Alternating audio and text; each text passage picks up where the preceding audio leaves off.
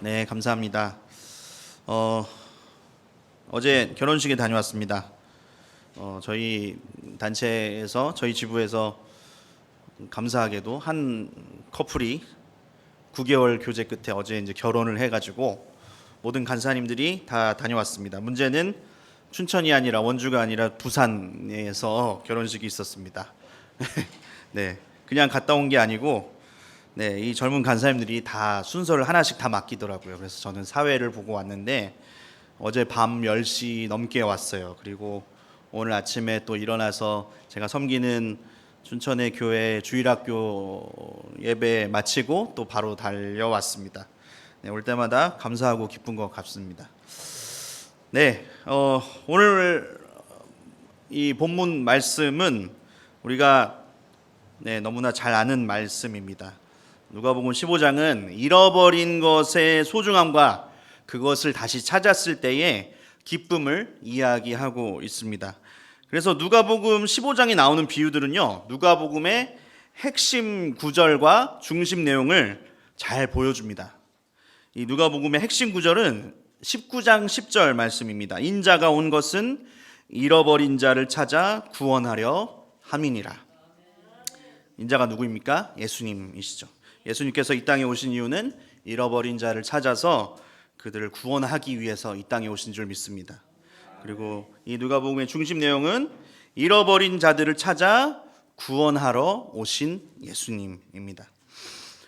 우리가 알고 있는 것처럼 이 15장은 세 가지 비유로 구성되어 있습니다. 첫 번째는 잃어버린 양의 비유, 그리고 두 번째 잃어버린 드라크마 비유, 세 번째 잃어버린 아들의 비유입니다. 이 세 비유들의 내용은 스토리는 다 달라요. 하지만 주제는 같습니다. 잃어버린 것을 찾았을 때의 기쁨. 함께 따라해 볼까요? 잃어버린 것을 찾았을 때의 기쁨. 아멘. 여러분들의 삶 가운데 그리고 이 성광교회 가운데 잃어버린 영혼을 찾았을 때의 그 기쁨을 여러분들 스스로가 경험하는 그러한 시간들 되시기를 소망합니다. 오늘 목사님께서 이제 떠나시기 전에 전도에 관한 말씀을 해달라고, 평생 전도한 사람 딱 한 사람 있는데 전도에 관한 말씀 해달라고 해가지고 무엇을 나눌까 하다가 누가복음 15장이 생각이 났습니다. 참고로 그 한 명이 제가 이제 고등학교 때 그 친구였던 친구인데 지금 목사하고 있어요. 서민우라고 아마 이제 기억나시는 분들이 있을 겁니다. 아무튼 이 세 비유에 대해서 우리가 많이 들었지만 오늘은 이 세 비유 중에 첫 번째 비유와 세 번째 비유에 대해서 우리가 나누기를 원합니다. 왜 예수님께서는 이 같은 결론을 말하는 비유를 세 가지나 들었을까요? 그 배경과 이유를 살펴보겠습니다. 누가복음 15장 1절에서 3절 말씀을 우리가 같이 한번 읽어볼까요? 1절에서 3절입니다. 네, 큰 목소리로 읽겠습니다. 시작.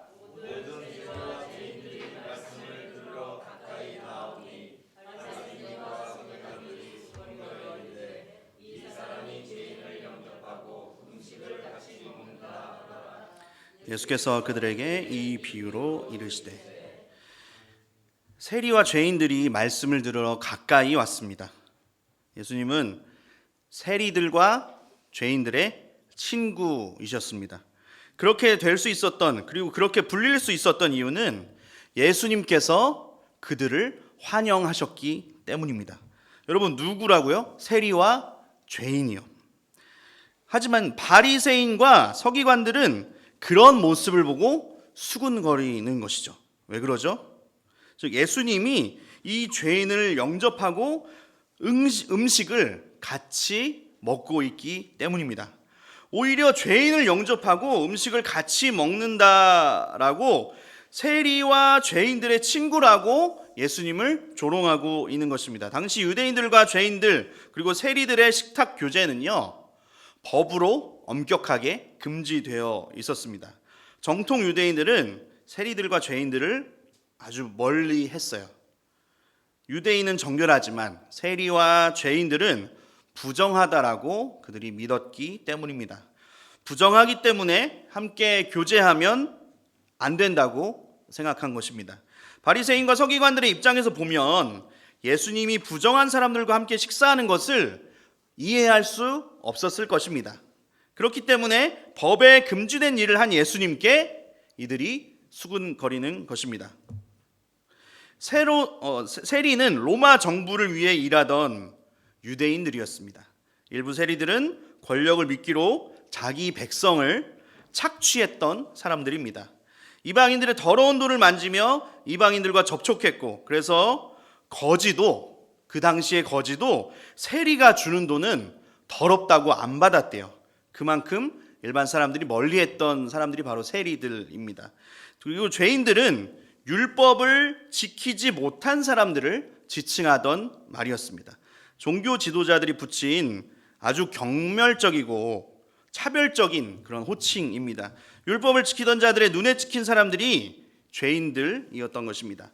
자기 백성의 돈을 착취하면서 사는 자들과 율법도 지키지 못하는 눈에 찍힌 자들의 친구가 되어주신 분이 누구라고요? 예수님이었다는 것입니다. 그러니까 친구니까 밥도 먹을 수 있고 서로 기쁨으로 있었던 것인데 말이죠.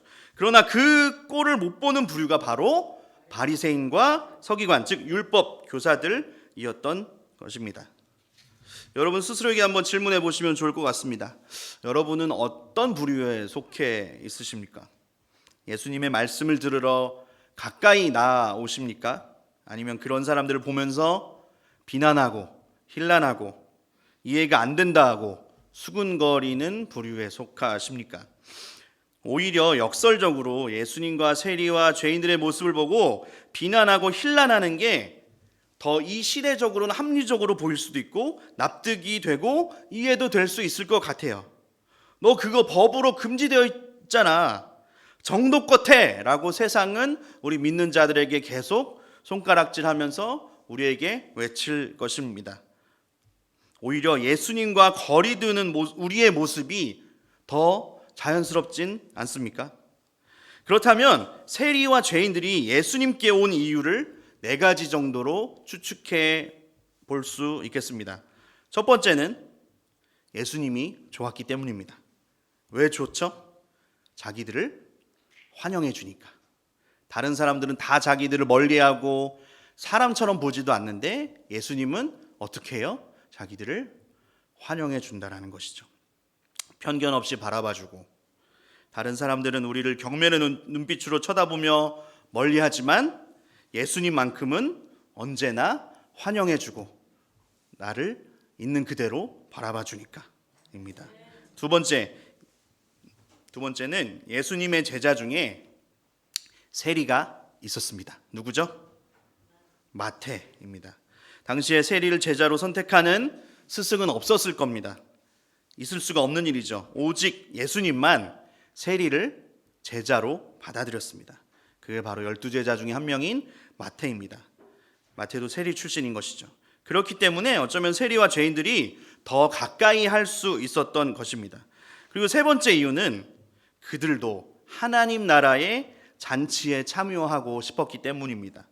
바리새인과 율법 교사들만 천국, 즉 하나님 나라에 갈 수 있다라고 생각을 했는데 우리 같은 사람들은 부정하니까 절대로 갈 수 없을 거라고 생각했는데 예수님의 가르침은 그것이 아니었던 것이죠.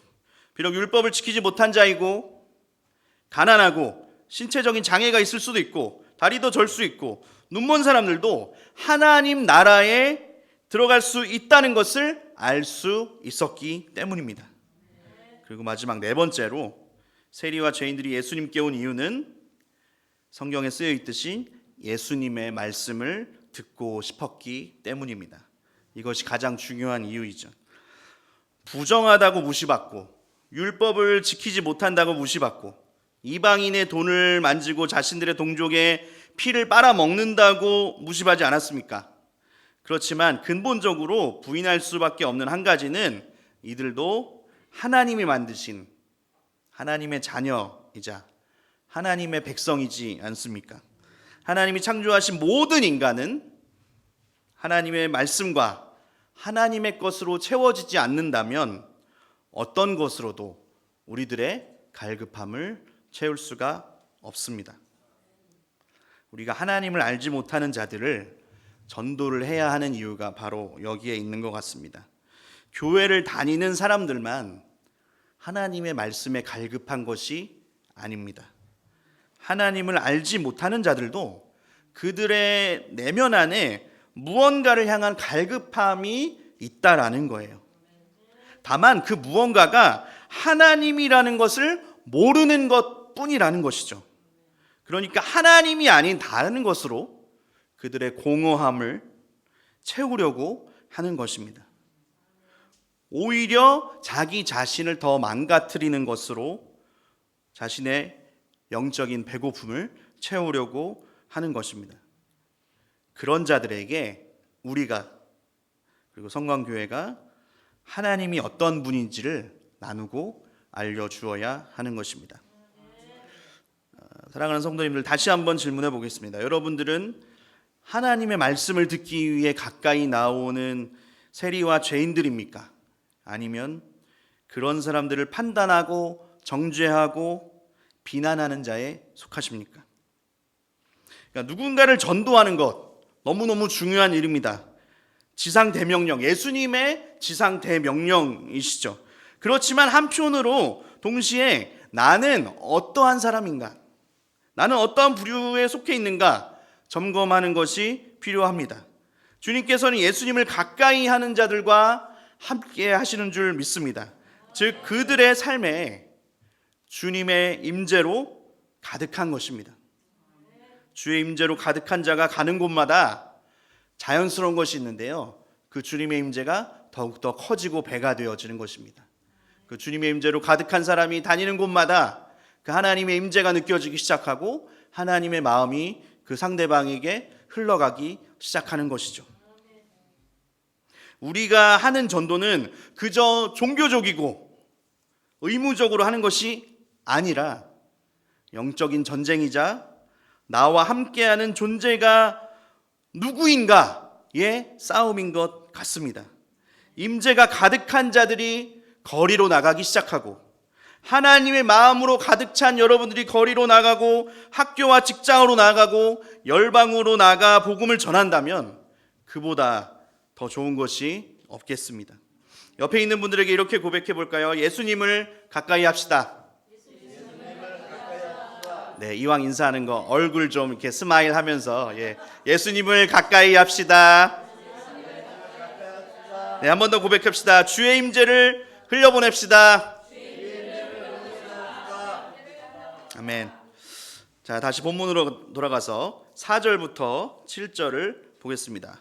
제가 읽을게요. 너희 중에 어떤 사람이 양 100마리가 있는데 그 중에 하나를 잃으면 99마리를 들에 두고 그 잃은 것을 찾아내기까지 찾아다니지 아니하겠느냐. 또 찾아낸즉 즐거워 어깨에 메고 집에 와서 그 벗과 이웃을 불러 모으고 말하되 나와 함께 즐기자. 나의 잃은 양을 찾아내었노라 하리라. 내가 너희에게 이르노니 이와 같이 죄인 한 사람이 회개하면 하늘에서는 회개할 것 없는 의인 99으로 말미암아 기뻐하는 것보다 더하리라. 여러분 스스로가 한번 목동이라고 한번 생각해 보세요. 여러분에게 양 100마리가 있어요. 그런데 어느 날 아주 말썽꾸러기인 양이 어디로 갔는지 모르는 거예요.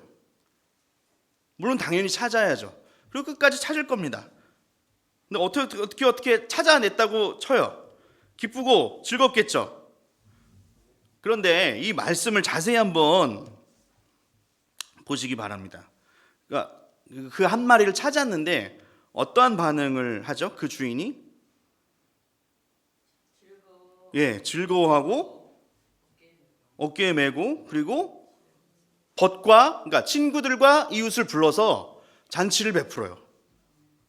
그 한 마리 찾았다고. 여러분, 세상적인 관점과 합리적인 관점에서 한번 생각해 보십시오. 경제적인 관점에서 한번 생각해 보세요. 그 한 마리를 찾은 것과 비용적으로 그 한 마리를 찾은 것과 이 한 마리를 찾음으로 인해서 주변의 친구들과 이웃들을 불러서 잔치를 했어요. 여러분, 뭐가 더 클 것 같아요? 뭐가 더 돈이 많이 들었을 것 같으세요? 그렇죠. 세상의 논리로 이 비유를 설명하자면 이 말씀을 반박할 수 있는 여러 가지 그런 합리적인 조건들이 있어요. 그러니까 한 마리 찾겠다고 온갖 곳을 다니면서 나머지 아홉 마리의 양이 오히려 위험해질 수도 있고 그 양마저 잃어버릴 수도 있어요. 그리고 누군가가 그 양들을 해치려고 할 수도 있고요. 아까도 얘기했지만 한 마리 찾아서 동네방네 소문내면서 잃어버린 양을 찾았어요. 친구들과 이웃들을 불러오는 것이죠. 나와 함께 즐기자. 축제가 벌어지는 거예요. 여러분, 축제하는데 돈이 들어요, 안 들어요? 우리나라로 한번 생각해 봅시다. 결혼식 한번 하는데 돈이 많이 들까요, 적게 들까요? 많이 들겠죠. 그런데도 불구하고 잃어버린 양 한 마리를 위한 목자의 마음이 이 비유 안에 담겨 있는 것입니다. 여기서 말하는 목자는 누구일까요? 바로 하나님 아버지의 마음인 것입니다. 7절에 죄인 한 사람이 회개하면이라고 말합니다. 죄인과 세리들을 의미하는 것입니다. 그런 사람 한 명이 회개하면 회개할 것 없는 의인 99, 즉 바리새인과 율법 교사들 99명보다 더 기쁨이 더하다라는 것입니다. 이 목자의 마음은요, 하나님의 마음은 때로는 합리적인 것과 논리적인 것과는 거리가 멀어요. 목자의 마음은요, 목자의 마음과 시선은 오로지 누구에게 있을까요? 그 잃어버린 양 한 마리에게 있는 것입니다. 물론 99마리도 중요하게 생각하시죠. 그러나 아직 돌아오지 않은 한 마리에게 모든 것이 쏠려 있는 것입니다. 그리고 그 한 마리를 찾았을 때의 기쁨이 어떠한 것보다도 기쁜 것입니다. 다른 기쁨과는 바꿀 수 없는 그 영혼을 얻는 기쁨을 여러분들도 누리시기를 축복합니다. 이 비유를 통해 예수님이 말씀하시고자 했던 것은 무엇일까요? 예수님은 잃어버린 자를 찾아 구원하러 이 땅에 오셨다는 것입니다. 우리도 잃어버린 양이었지만 죽을 수밖에 없었던 우리들을 먼저 구원하시고 사랑하신 것처럼 예수님은 지금도 잃어버린 양을 찾아 헤매이는 분이시라는 것입니다. 그리고 그 일을 누구를 통해 하실까요? 바로 우리들을 통해 그 일들을 하기를 원하신다는 것입니다. 이어서 11절부터 32절까지 나와 있는 잃어버린 아들의 비유도 보도록 하겠습니다. 어떤 사람에게 두 아들이 있었죠. 그런데 둘째가 아버지에게 내게 돌아올 분깃을 달라라고 이야기를 합니다. 여기서 말하는 분깃이 무엇일까요? 유산입니다. 유산은 언제 받는 거죠? 아버지가 돌아가시고 나서입니다. 쉽게 말하면 아주 나쁜 놈이죠. 어쨌든 아버지가 살림을 각각 나누어 주었어요. 각각 나누어 주었다라는 표현이 무슨 표현일까요? 무슨 의미일까요? 둘째뿐만 아니라 첫째까지도 미리 다 줬다라는 거예요. 그런데 유산을 나눠주고 며칠이 안 되어서 둘째 아들이 그 유산을 다 긁어 모아서 아주 먼 나라에 가서 허랑방탕하게 그 재산을 다 써버렸습니다. 게다가 그 나라에 크게 흉년이 들었어요. 그러니까 개인적으로도 망하고 나라도 망한 거예요. 그제서야 궁핍함이 느껴지는 것입니다. 그래서 돈이 없으니까 돈 벌려고 간 것이 어디죠? 돼지를 치는 일을 하게 됩니다. 돼지는요, 유대인들에게 어떤 동물이죠? 부정한 동물입니다. 그것을 알면서도 돼지 치는 일을 한 것이죠. 일을 하면 배가 고프잖아요. 그런데 먹을 것이 없어서인지 돼지가 먹는 뭘 먹어요? 쥐염 열매로 배고픔을 달래려고 하는데 그것마저도 주는 사람이 없다라는 것입니다. 정말 처량해도 이렇게 처량할 수가 없는 존재로 둘째 아들은 있는 것이죠. 그때 이제서야 이 둘째 아들이 각성이 되기 시작하는 것이죠. 17절에 스스로 돌이켜 이르되, 스스로 돌이켜 이르되 그제서야 아버지가 떠오르기 시작하는 것입니다. 멀쩡히 살아있는 아버지에게서 유산을 달릴 땐 언제고 이제서야 아버지가 떠오르는 것이죠. 아버지도 생각이 나지만 아버지의 품꾼들이 갑자기 생각납니다. 더 정확하게는 그들이 먹던 양식이 생각나는 것이죠. 왜냐? 배고프니까, 굶어 죽게 생겼으니까. 죄를 고백하며 이제는 나를 아들이 아니라 품꾼의 하나로 여겨달라라는 마음가짐으로 드디어 아버지께 돌아오는 것입니다. 그리고 아버지가 등장합니다. 근데 어떻게 등장합니까? 폼나게, 아니면 저 둘째 아들을 정말 죽일 듯이 노려보는 것이 아니라 어떻게 등장하시죠? 아직도 거리가 먼데 라는 표현이 있습니다. 아직도 거리가 먼데. 측은히 여기며 달려가시는 아버지의 모습입니다. 그리고 목을 안고 입을 맞춥니다. 아들이 고백하죠. 죄를 지었다고, 나를 이제는 아들이라 여기지 말아달라라고 고백합니다. 그런데 아버지는 아들이 뭐라 얘기한 건 간에 종들에게 준비된 것을 내어오라고 이야기합니다. 좋은 옷과 가락지와 신을 신기라고 말합니다. 이 당시에 그 문화에서는 좋은 옷과 가락지와 신을 신기라는 것은 그 아들이 아버지의 모든 권위를 가졌다라고 이야기합니다.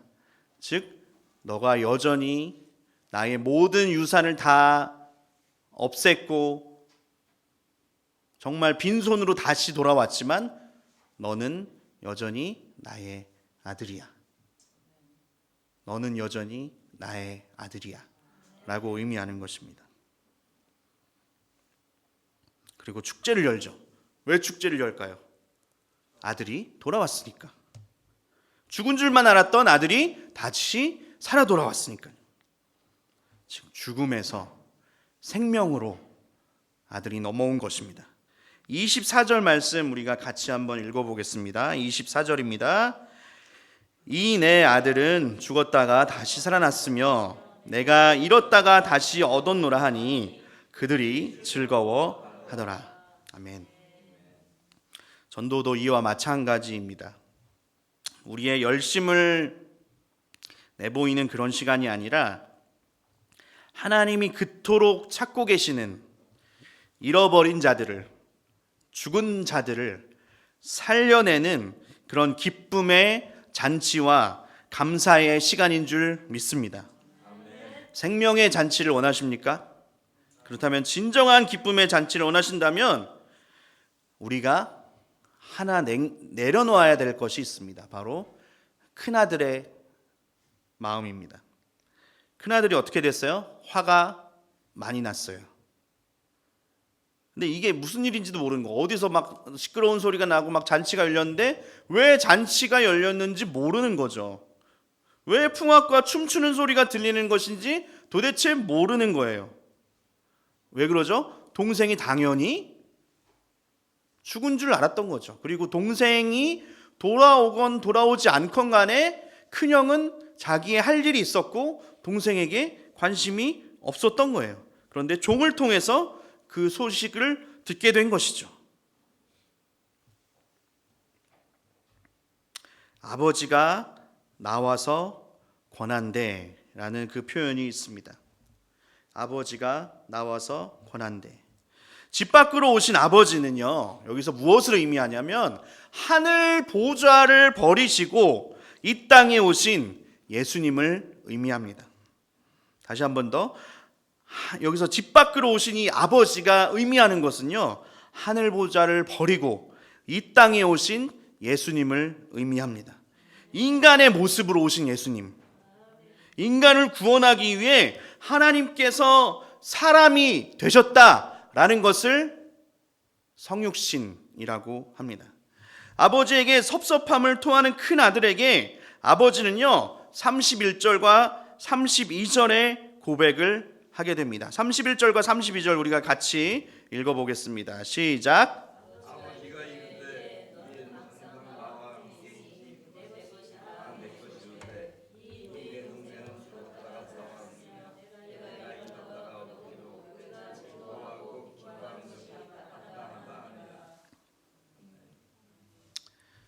섭섭함을 이야기하고 있어요. 큰 아들은.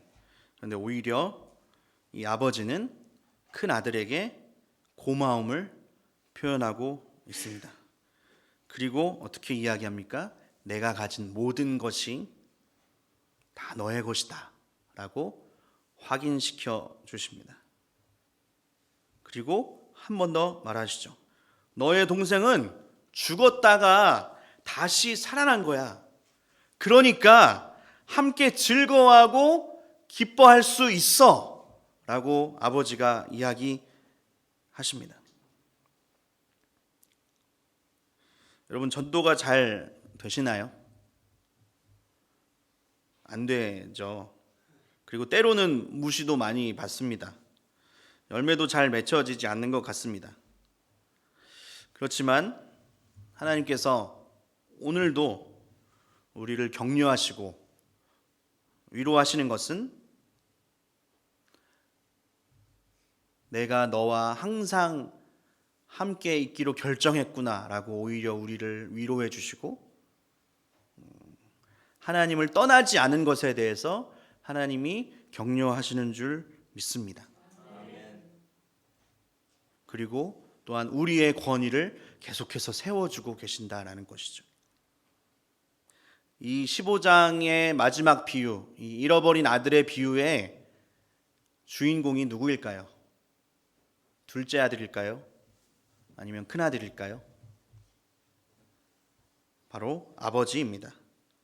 그 아버지가 바로 우리의 하나님 아버지입니다. 우리 삶의 주인이신 하나님을 위할 뿐만 아니라 우리 하나님 아버지의 마음을 날마다 배워가시는 여러분들 되셨으면 좋겠습니다.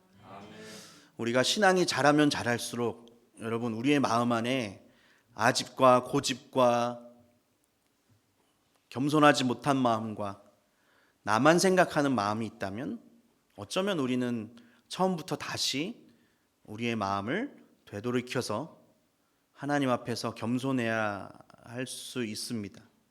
우리가 올바로 하나님 앞에서 자라나간다면 자연스러운 것이 있습니다. 우리의 마음 안에 하나님 아버지의 마음이 날마다 자라는 것입니다.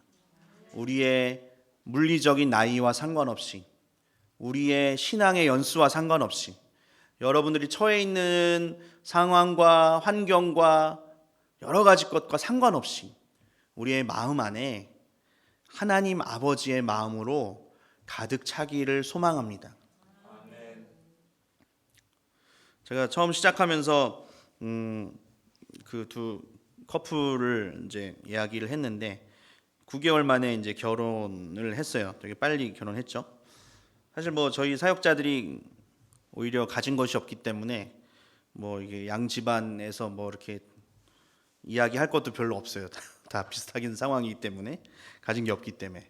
그런데 그 커플, 제가 그러니까 리더로서, 제가 책임자로서 옆에서 쭉 봐왔을 때 제 아내와 함께 왜 이렇게 많이 싸우지? 이라는 생각을 많이 했어요. 저희뿐만 아니라 또 함께 있는 다른 가정들, 다른 간사님들, 그리고 저희 그 지부 안에 20년 동안 가정사역을 하신 선교사님 부부가 계세요. 60대 후반, 이제 70대 초 이렇게 되시는데 그분들이 봐도 이 커플은 쉽지가 않은 거예요. 툭하면 싸우고, 툭하면 삐지고, 사람들 앞에서 막 싸우고, 막 싸운다는 게 막 엄청나게 싸우는 게 아니라, 하지만 뭐 절대로 둘 중에 한 명이 이게 지려고 하지 않는 거예요. 그러면 싸움이 끝나지가 않잖아요. 왜 경험이 없으신 것처럼 그렇게 저를 쳐다보시는지. 다 그렇잖아요. 한 명만 수그리고 있어도 그 싸움은 끝나는데 계속 사소한 것으로 계속 싸우고 다투고, 저도 되게 골치가 아프더라고요. 그런 또 이제 상황이 있었고, 또 최근에 7년, 8년 동안 같이 있었던 형제 간사 한 명을 또 다른 서울에 있는 다른 사역으로 이제 보내는 일이 있었어요. 잘 보냈는데 사실 그 친구가 뭐 여러 가지 스토리가 있었어요. 저보다 많이 어리지만 잘 뭐 말도 잘 안 듣고, 하라는 대로는 안 하고 자기 뜻대로만 하고, 좀 이렇게 어떻게 사역이 진행되는지 얘기해 달라고 해도 잘 얘기 안 하고, 그냥 성향 자체가 팀으로서 일하는 거가 편한 사람이 아니라 그냥 혼자 일하는 게 편한 사람이었던 거죠. 그 친구 때문에 막 열도 받고 막 너무 답답했던 일이 많은데 2월 말부로 이제 사역을 이동을 했거든요. 그런데 그 자리에서 너무 저희 부부를 포함한 오래 있었던 사람들이 눈물로 그리고 기쁨으로 그 친구를 이제 보냈죠. 그러니까 두 일을 통해서 어제 이제 부산에서 올라오면서 아내와 이야기하면서 사실 그 한편으로는 감사하고 한편으로는 기쁘고 또 한편으로는 뭐 함께하지 못하니까 안타까운 마음도 있죠. 그런데 그 두 사건을 통해서 하나님이 저희 부부에게 가르쳐 주신 것이 있다면 이러면서 하나님의 마음을 배워가는 것이라는 생각이 들었어요. 산고의 고통, 제가 직접 경험해 보지 못했지만 그 산고의 고통을 겪기 시작할 때 하나님의 마음이 우리에게 더 자라나기 시작하는 것 같아요.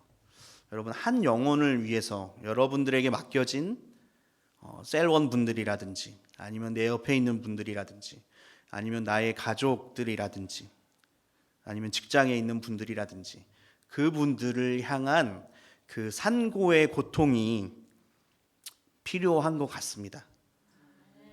어렵죠. 피하고 싶고. 그런데 한 영혼을 세워나가고 한 영혼을 일으키기 위해서는 먼저 하나님의 은혜로 하나님의 사랑을 경험한 우리들이 그 고통 앞에 피하지 않고 그 고통을 즐기기로, 굉장히 역설적인 표현인데요. 고통을 즐기는 기쁨이 우리들 안에 있었으면 좋겠습니다. 그것은 하나님의 마음으로만 가능한 줄 믿습니다. 인간의 노력으로 한 사람을 변화시키는 일은 절대로 일어날 수 없습니다. 하나님의 마음으로 그 일들이 가능한 줄 믿어요. 무엇보다 그 하나님의 마음으로 가득 찬 성광교회 되시기를 축복합니다. 우리 함께 기도하겠습니다.